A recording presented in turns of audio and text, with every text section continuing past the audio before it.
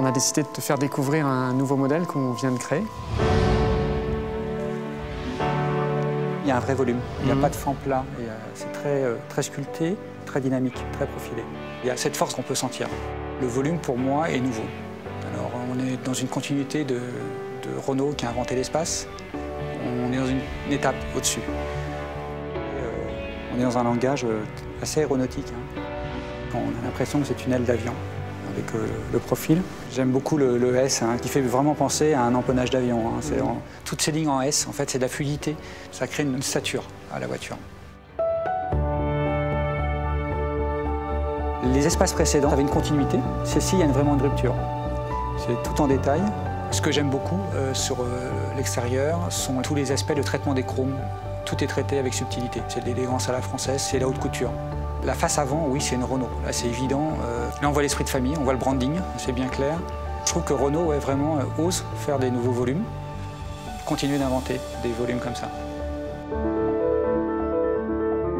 Qu'est-ce que ça donne de l'intérieur? C'est ça qui est très important, parce qu'on passe quand même plus de temps à l'intérieur de sa voiture qu'à l'extérieur.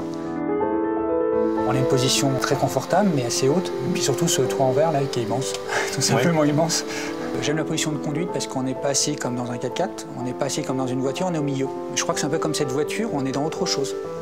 Quelque chose qu'il faut inventer, c'est un nouveau produit. Je fais toujours la relation avec ce que j'ai vu sur l'extérieur. Pour moi, il y a une vraie synergie entre les deux. L'utilisateur final, qui est le passager, mais qui est aussi le conducteur de votre voiture, doit avoir un regard vers l'extérieur, on doit l'aider. Donc les astuces de lumière sont très importantes. Tout est en flottaison. Je retrouve les éléments qu'on aurait sur le 350, par exemple. Le motif du film, c'est exactement les motifs aéronautiques qu'on a aujourd'hui sur nos sièges. Tout est très aérien. Cette console, pour moi, elle fait tout. C'est évident, déjà, de libérer tout l'espace inférieur. C'est une prouesse technologique, une prouesse d'ingénierie surtout. En termes de design, c'est, excusez-moi l'expression, mais un peu culotté quand même de faire ça, parce qu'il y a beaucoup de dissymétrie. Et ça, c'est vraiment très difficile à faire. Pas facile d'intégrer un écran. Et là, il y a une cohérence, l'écran est une pièce.